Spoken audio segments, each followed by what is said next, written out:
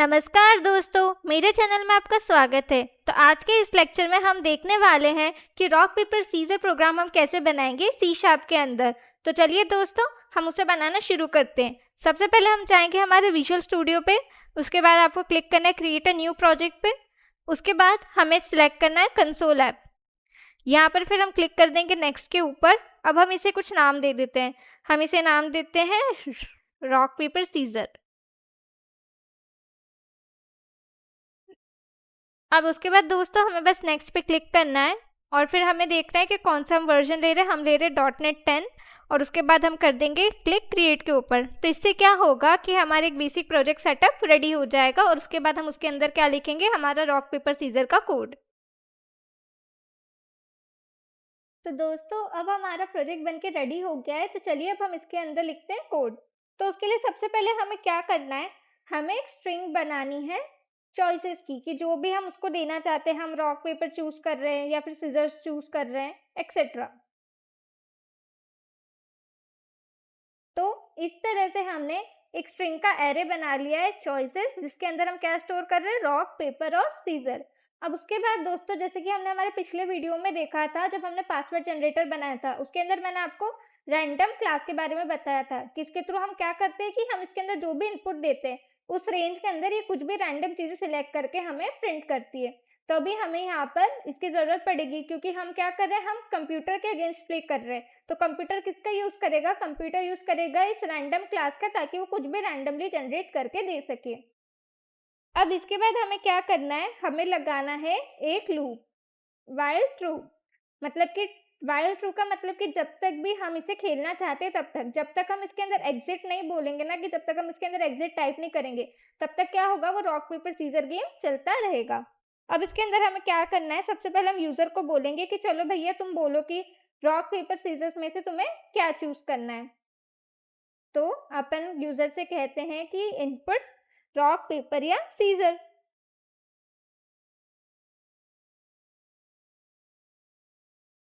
तो इस तरह से हमने यहाँ पर लिख दिया है कि तुम क्या करो, तुम अभी एंटर हो गए रॉक पेपर सीजर गेम के अंदर, और कोई भी तुम्हारी चॉइस एंटर करो, रॉक पेपर सीजर या फिर एग्जिट लिख दो अगर तुमको इस गेम से बाहर आना है तो।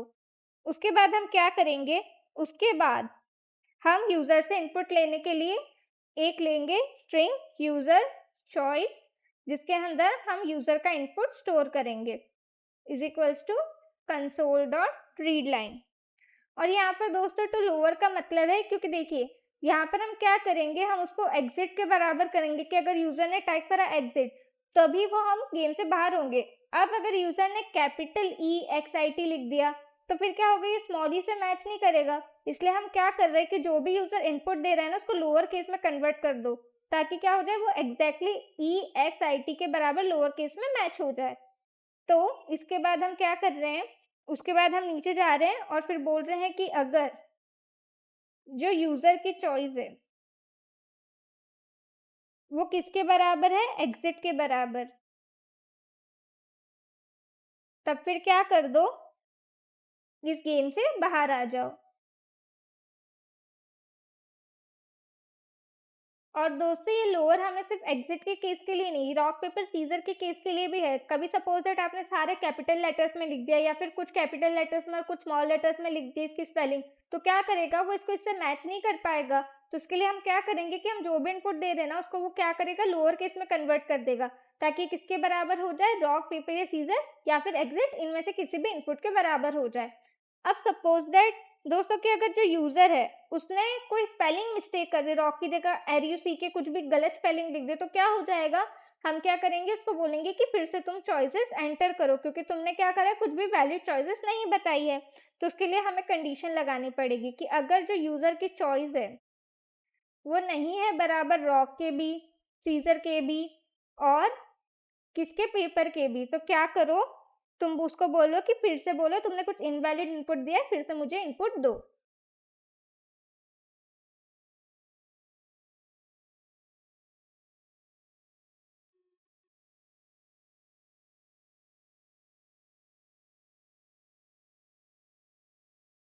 इसी के साथ दोस्तों हमने एग्जिट वाला केस और इनवैलिड इनपुट वाला केस यहाँ पर हैंडल कर लिया है।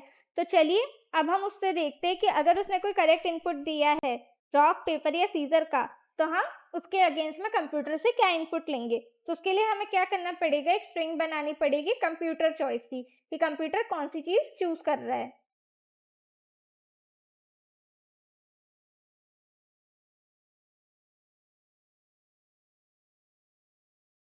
तो दोस्तों कंप्यूटर कैसे चूज करेगा, उसके लिए जो हमने ये स्ट्रिंग का एरे बनाया था ना चॉइसेस का, रॉक पेपर और सीजर का, हम क्या कर रहे हैं, उसको यहाँ पर पास कर रहे हैं और उसके अंदर हम क्या लगा रहे हैं, रैंडम वाली क्लास का एक फंक्शन यूज कर रहे हैं कि random dot next choices dot length. तो अब ये क्या करेगा कि ये चॉइसेस के अंदर जो भी इनपुट है ना रॉक पेपर सीजर, उनमें से कोई सा भी एक रैंडमली उठा के हमें क्या करेगा, प्रिंट करके दे देगा। तो इसी तरह से दोस्तों हम कंप्यूटर के अगेंस्ट प्ले करेंगे।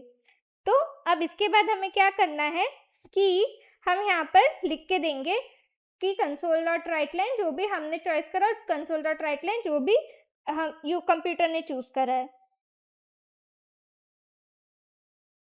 अब दोस्तों हमने दोनों चॉइसेस को तो डिस्प्ले कर दिया, जैसे कि अगर हमने चूज करा है रॉक और अगर कंप्यूटर ने चूज कर लिया सीजर्स, तो हमें चॉइसेस तो डिस्प्ले हो गई। अब हमें बताना है कि कौन जीता है, तो उसके लिए हमें कुछ रूल्स डिफाइन करने पड़ेंगे, हमें कुछ कंडीशंस लिखनी पड़ेगी।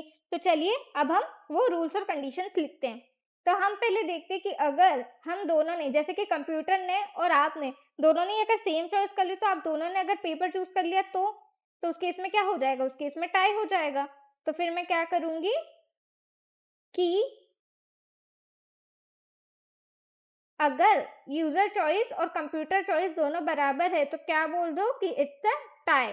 और फिर एल्स इफ अगर यूजर ने चूज करा, मतलब अगर हमने चूज करा है रॉक और कंप्यूटर ने चूज करा है सीजर, तो इस केस में क्या होगा, कंप्यूटर हारेगा। तो हम पहले वो सारी कंडीशंस यहाँ पे लिख रहे हैं जिस केस में कंप्यूटर हारने वाला है।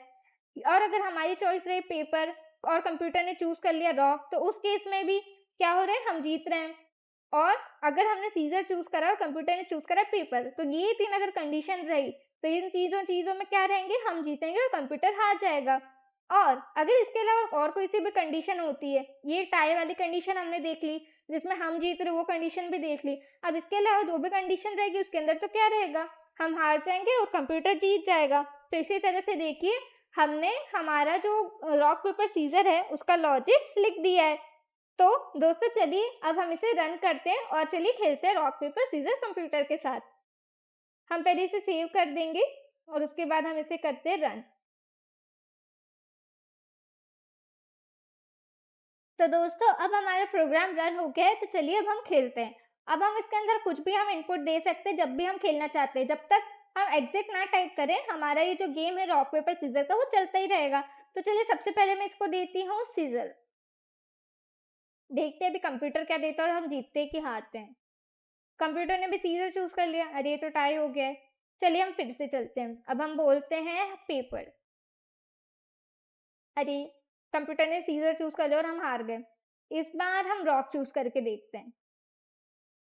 चलिए फाइनली एक बार तो हम जीते।